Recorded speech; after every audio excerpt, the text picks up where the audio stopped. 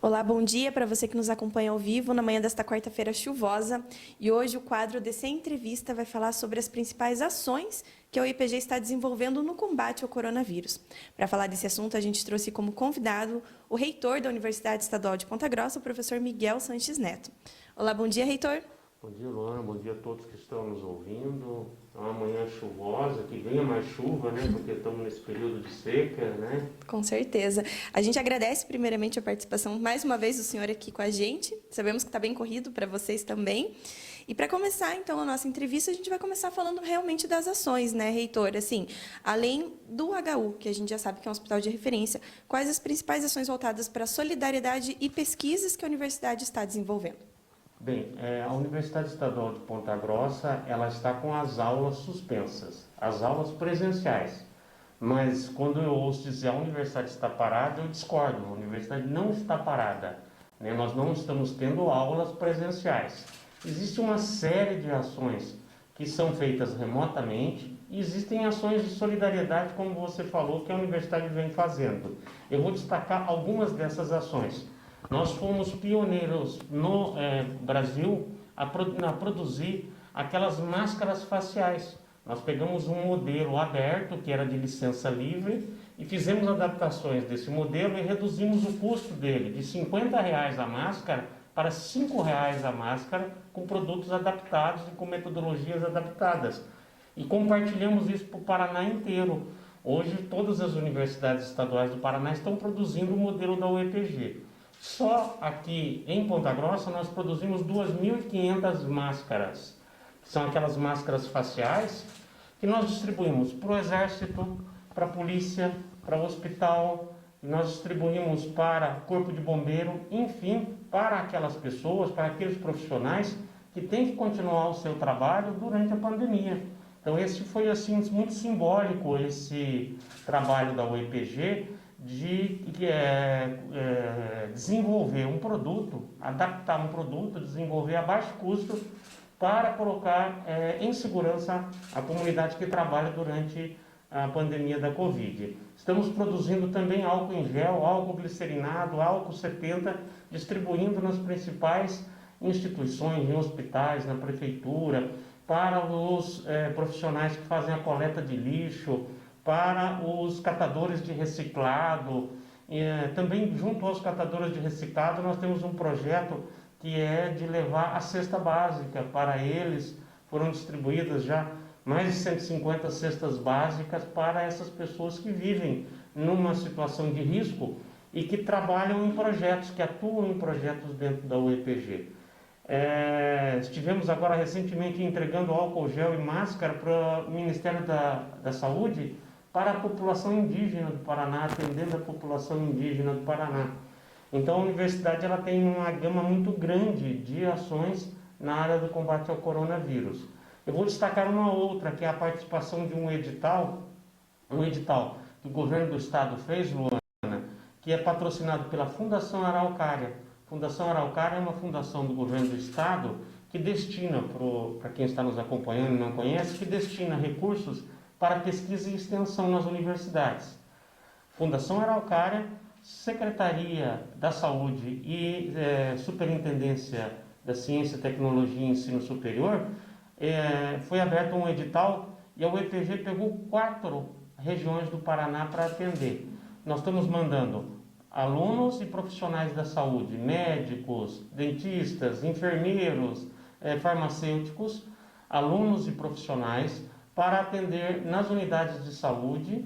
Nós criamos um call center que atende o Paraná inteiro para tirar dúvidas com relação ao coronavírus. E nós temos 3 frentes muito importantes. Uma em Sengés, orientando a população que entra no Paraná, e outra em Campina Grande, que também orienta a população que vem de São Paulo e entra no Paraná, nas praças de pedágio, fazendo uma orientação, medindo a temperatura e encaminhando e instruindo essa população móvel que tem que transitar, principalmente caminhoneiros que tem que transitar pelo Paraná. Foram 2 milhões de reais que nós estamos distribuindo nesses projetos. Então, projetos em Curitiba e região metropolitana, Paranaguá e todo o litoral, Ponta Grossa e região e Telêmaco Borba. Então são 4 praças que a Universidade Estadual de Ponta Grossa está atendendo com os seus profissionais, tanto orientando quanto também fazendo encaminhamentos. E um muito simbólico, nós estamos dentro do SEASA em Curitiba, das 10 da noite às 6 da manhã, nós temos profissionais. Toda pessoa que entra no SEASA em Curitiba, nós medimos a temperatura, nós orientamos e nós damos os encaminhamentos. Por quê? Porque o abastecimento da população tem que ser feito. E o SEASA é um centro de abastecimento. E ele recebe cargas, caminhoneiros do Brasil inteiro.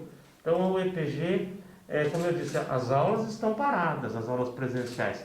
Mas as atividades de solidariedade de professores em diversas áreas, produção de máscara, em orientação, em debates, continua a pleno vapor. Bacana. Reitor, agora falando especificamente do Hospital Universitário, né? Quais foram as principais ações que foram tomadas aí para que ele se tornasse um hospital aí de referência para toda a região no tratamento de pessoas suspeitas e com confirmação do coronavírus? A principal, nós tivemos 2 grandes frentes no Hospital Universitário.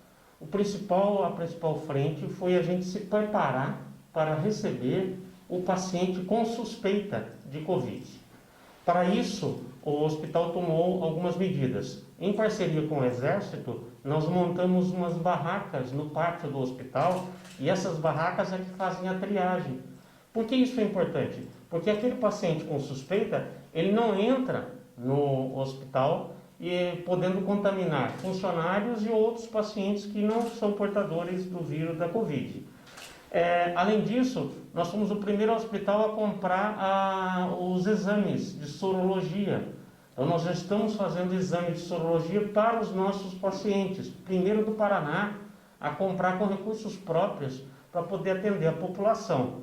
Em paralelo, na universidade, um grupo de pesquisador está trabalhando com outro teste. Vamos ser também o primeiro do Paraná a fazer, não precisando do LACEN em Curitiba, a fazer os testes dentro da universidade. Então, nós preparamos e compramos os EPIs. Fizemos os EPIs, máscaras, fizemos toda uma organização da equipe e dos insumos necessários para atender pacientes Covid. Então, essa é uma frente. A outra frente, junto com a Secretaria da Saúde, com a CESA e com a Prefeitura Municipal de Ponta Grossa, foi a transferência da maternidade e de todos os demais serviços relacionados à maternidade para o Hospital da Criança. O Hospital da Criança tinha uma ala que estava desocupada e nós estamos em processo de transferência, não transferimos ainda, toda essa maternidade e serviços relacionados, primeiro, para proteger a mãe e a criança, para que ela não seja contaminada pela Covid. Segundo, para abrir mais leitos para eventuais internações de paciente Covid. Nós já temos uma ala grande, com 25 leitos, com UTIs específicas para a Covid, nós já temos uma ala, mas com a transferência da maternidade nós ampliaremos esses leitos de Covid e o atendimento da Covid em Ponta Grossa e seremos ainda mais referência para o tratamento da Covid na região dos Campos Gerais. Já há um investimento inicial de 5 milhões do governo do estado para a Covid e mais 13 milhões e 800 que chegarão em breve, além de investimentos de deputados, que estão colocando dinheiro lá também. O deputado Aliel destinou agora 800 mil, 450 ficarão para o HU só para o combate à Covid. Então, o que nós temos feito dentro do HU? Nós temos buscado o apoio de todas as áreas para que ele seja um porto seguro para a população nesse momento de pandemia.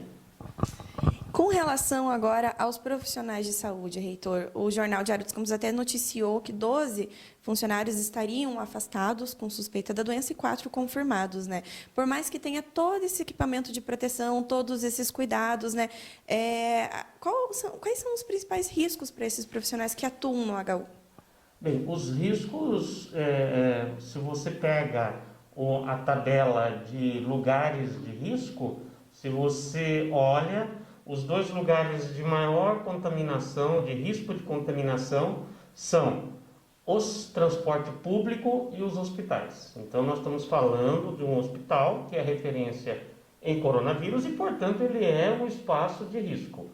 Além de toda a proteção que nós estamos tendo lá, nós afastamos as pessoas que são imunossuprimidas, que são do grupo de risco, elas não estão atuando. Nós suspendemos as cirurgias eletivas para que a pessoa que não vá lá fazer uma cirurgia que ela pode fazer daqui 2 meses, daqui 3 meses, ela se contamine durante a cirurgia. E nós temos dado todos os EPIs e seguindo todos os padrões internacionais de segurança para a proteção dos nossos profissionais da saúde. Com os testes que chegaram agora na semana passada, nós estamos podendo dar uma resposta muito rápida, porque se o nosso profissional da saúde ele tem uma suspeita, nós já fazemos o teste para que a gente tire a dúvida e que ele não seja um multiplicador dentro do próprio serviço em que ele está atuando. E nós começamos essa semana uma coisa inédita, que nós transformamos o Colégio Agrícola, que tem toda uma parte de alojamento para internos, os internos voltaram para a cidade, nós transformamos o alojamento do Colégio Agrícola num hotel para os profissionais da saúde, para que eles não precisem ir para casa e talvez contaminar alguém em casa. Então todos que quiserem poderão dormir no próprio Colégio Agrícola, no alojamento, de tal forma que também haja uma maior segurança, não só daqueles profissionais, mas dos familiares dos profissionais. O que os profissionais da saúde mais temem é levar o vírus para casa, para os filhos, para muitas vezes os pais mais idosos ou para pessoas com doenças que vivem com eles. Então, todas as proteções o HU está dando no sentido de que esse profissional possa trabalhar com uma margem de segurança num espaço que, por natureza, é de risco. Legal. Reitora, a gente vai caminhar para o segundo bloco da nossa entrevista, agora sobre a formação dos acadêmicos dos cursos de Medicina e Enfermagem. Inicialmente, lá quando o MEC aprovou essa formação, como se diz, antecipada, a UEPG alegou que não seria viável, né, poderia prejudicar os alunos, né? Qual foi o critério agora de mudança, já que houve essa formatura antecipada? Luana, essa é uma pergunta importante, porque eu estive aqui numa live e falei sobre esse assunto. Naquele momento em que eu estive aqui, o decreto do Ministério da Educação era muito recente e nós tínhamos um problema para vencer, para atender aquele decreto. Porque o decreto diz que poderiam ser antecipadas as formaturas dos alunos que tivessem concluído 75% do internato. Para quem está nos ouvindo, o que é o internato? O internato é o momento em que o médico vai para o hospital e o aluno, né, de medicina vai para o hospital e faz a prática dele junto com o preceptor que está no hospital, não só no nosso, em outros hospitais. Então, a maioria dos nossos alunos cumpria os 75% de internato. Só que o nosso internato, ele é dividido em 4 disciplinas. Então, ele tinha cumprido 100% de uma disciplina, 100% da outra disciplina, 100% da outra disciplina, e tinha uma disciplina que ele não tinha cumprido. Então, não era 75% de cada disciplina. Esse era o grande problema que a gente tinha e a preocupação dos professores de medicina. Preocupação legítima em colocar no mercado, em colocar nas unidades de saúde um profissional que não tinha ainda cumprido essa carga horária de internato. Qual foi a solução? Nós discutimos, debatemos, não foi uma solução fácil, porque na universidade tudo tem que ser discutido, tudo tem que ser debatido e tudo tem que ser aprovado. O reitor, ele sempre brinco, ele é uma espécie de maestro apenas de uma orquestra, mas cada uma das instâncias tem que fazer o seu papel também. E nós conseguimos um consenso no Departamento de Medicina que nós faríamos a formatura antecipada e depois da pandemia, os médicos já formados que quisessem voltariam para fazer essa última etapa da sua formação já no sistema de, não mais como aluno matriculado no curso de medicina, porque ele já será médico, já é médico, porque ele já recebeu o diploma, ele já recebeu o histórico, o diploma ainda não, ele faria um aperfeiçoamento naquele conteúdo que ficou faltando. Então, com isso a gente protege o departamento de medicina, com isso a gente protege a população que vai ser atendida por esses médicos, com isso a gente protege o diploma desses médicos e protege a UEPG. Então, eu acho que a solução, dentro do contexto da pandemia, foi a mais consciente e responsável.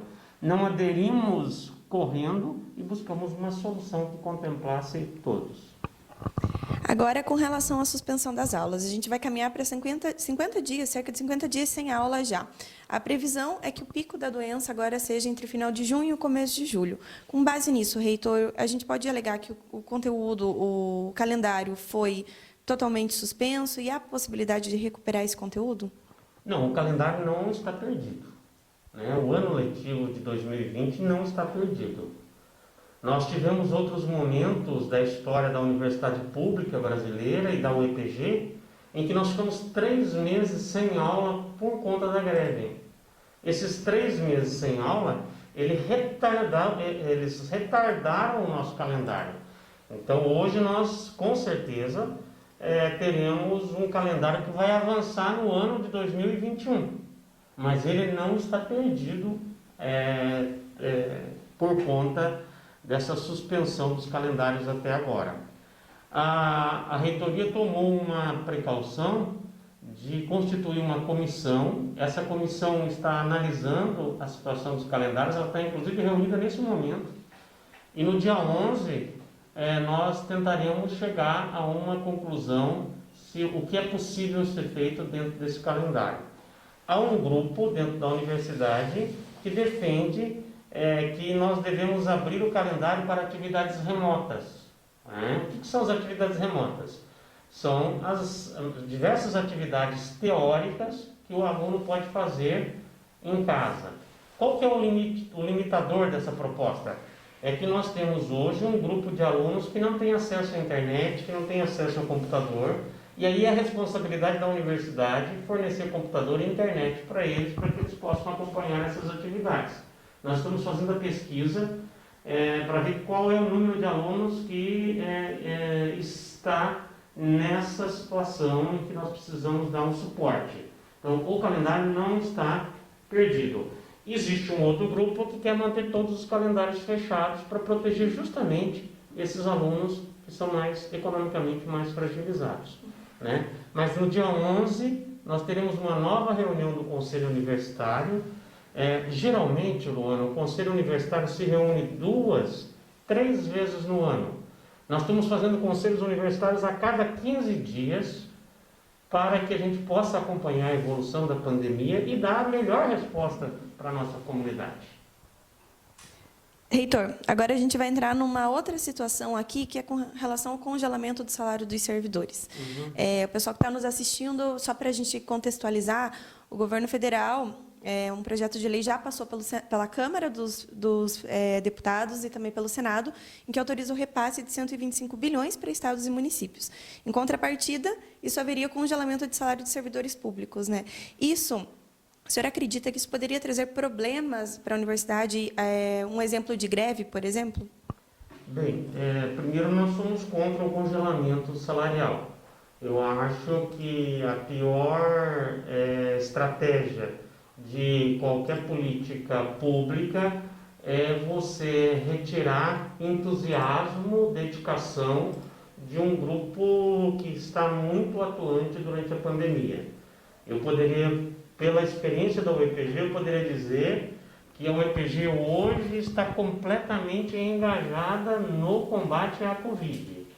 Então, nós somos completamente contra o congelamento de qualquer tipo de salário nesse momento, porque acaba sacrificando aqueles que, quando passar a pandemia, serão os mais necessários para a retomada do crescimento, do desenvolvimento do país, que são os profissionais da educação, são os funcionários públicos que estão diante das suas instituições. Vamos imaginar, quem que é o hospital de referência hoje em cada cidade polo do Paraná? São os hospitais universitários, são os universitários públicos. Nós não podemos penalizar o funcionário público, que é aquele que está na linha de frente do combate à Covid nesse momento. Eu recebi hoje do deputado Aliel Machado uma mensagem que eu não tive tempo de acompanhar direito ainda, que foi conseguido um destaque para retirar desse projeto de lei os profissionais da educação. Então a gente defende isso, né, que os profissionais da educação, já que falamos tanto em valorizar a educação no Brasil, que sejam retirados desse projeto de lei. Agora, ontem, a UEPG também lançou uma nota em que alegava que não existia nenhuma pesquisa em que concordasse com a reabertura do comércio em Ponta Grossa. Essa nota, reitor, teria sido emitida após as alegações do prefeito Marcelo Rangel em seu programa de rádio? Primeiro, eu queria deixar claro para quem está nos acompanhando, Luana, que a UEPG não aprova a reabertura do comércio. A UEPG, enquanto instituição de ensino e de ciência, ela segue o que a Organização Mundial da Saúde diz e o que a Secretaria Estadual de Saúde diz, que é a melhor estratégia para o combate à pandemia é o isolamento, né, e é o distanciamento social. Né? Então, a gente entende que o momento econômico é difícil, a gente entende a preocupação de toda a população, a gente entende a situação dos comerciantes, que é difícil, mas sem o distanciamento social e sem o isolamento, nós vamos aumentar o pico, a curva, nós vamos fazer a curva crescer muito mais. Eu conversei sobre esse assunto com o secretário estadual de saúde, o doutor que é médico, doutor Beto Preto, e ele é da mesma opinião, que hoje nós temos que manter o isolamento e o distanciamento. A Prefeitura Municipal esteve com um grupo de professores, e esse grupo de professores conversou, não passou por mim, portanto eu não tenho conhecimento dos resultados desse estudo. O prefeito conversou com esse grupo de professores e, segundo o prefeito, no qual eu acredito, ele quis fazer um alerta para a necessidade da gente usar máscaras e que foi mal interpretado. Quer dizer, a maior preocupação deles é que todo mundo usasse máscara, né? Mas nós somos, nesse momento, a curva ela é ascendente e a UEPG não avaliza a abertura de comércio na cidade de Ponta Grossa.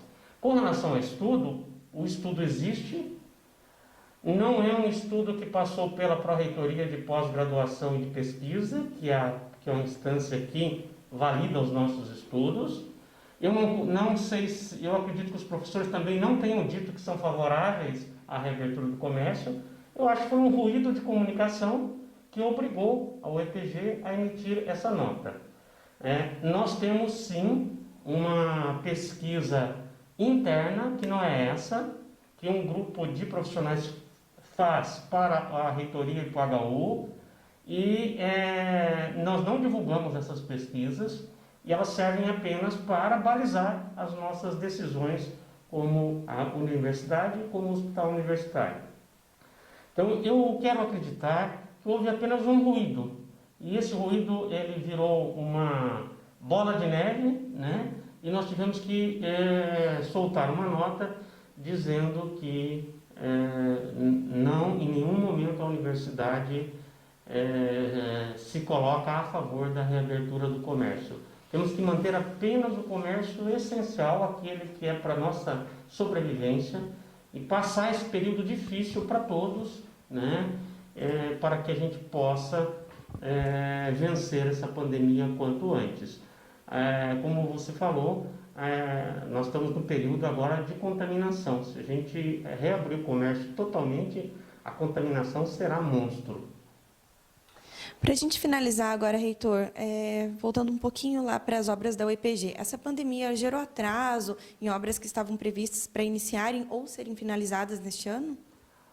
A pandemia propriamente não gerou nenhum tipo de atraso, os projetos estão sendo executados, a gente está tomando todo o cuidado, Nós instalamos na entrada do campus um grupo de profissionais da saúde que acompanha todos que entram no nosso campus, e as obras estão indo normalmente seguindo os critérios de segurança, né? A responsabilidade das obras é das empreiteiras, é das empresas, né? Nós passamos para ele todas as recomendações de saúde que devem ser mantidas, e são obras que não são grandes, são pequenas, onde não há aglomeração de pessoas. Até o presente momento nós não tivemos assim maiores atrasos. O que acontece? De repente, por exemplo, estávamos fazendo o portal, reformando o portal do campus de Varanas. A fábrica que ia entregar um produto não entregou. Então isso vai ficar para daqui umas 2 semanas, 3 semanas, né? Mas nada comprometedor. E antes da gente finalizar a nossa entrevista, o senhor gostaria de destacar mais alguma coisa para quem está nos assistindo? Eu acho que, Luana, o que é importante a gente dizer é que primeiro a gente tem que manter a calma. E nós temos que fazer uma reavaliação quase que diária das nossas opiniões. Eu fico muito preocupado quando eu vejo pessoas que não mudam de opinião, porque a pandemia ela está trazendo para a gente desafios que nunca foram colocados. Então a gente não pode se fixar numa opinião e mantê-la até o final da pandemia. Eu acho que a universidade está tentando isso. Ela está tentando fazer com que a cada momento a gente reavalie, e o caso do curso de medicina foi um exemplo, né, de qual deve ser o nosso posicionamento. Se em breve a gente sentir que há uma diminuição, um achatamento da curva, vamos buscar outras soluções, outras respostas para dar à comunidade. Mas não nos fixarmos em ideias que são fixas, né? Que são permanentes, porque esse é o grande desafio. Ontem o secretário Beto Preto dizia que o próprio vírus da Covid ele já está em mutação durante a pandemia, porque geralmente ele demora um tempo, o vírus, para mutar, para sofrer mutação. Se o próprio vírus está em mutação, nós temos que também estar abertos para essas modificações que vamos sofrer. E ter uma certeza, a pandemia está mudando, mudou e mudará ainda mais tudo aquilo que a gente conhecia em termos de relacionamento, em termos de ensino, em termos de trabalho, em termos de comércio. Quer dizer, haverá um outro mundo depois da pandemia. Reitor, a gente agradece mais uma vez a sua participação aqui conosco. E a matéria completa dessa entrevista você também confere no site do DC e na nossa versão impressa. A todos um bom dia.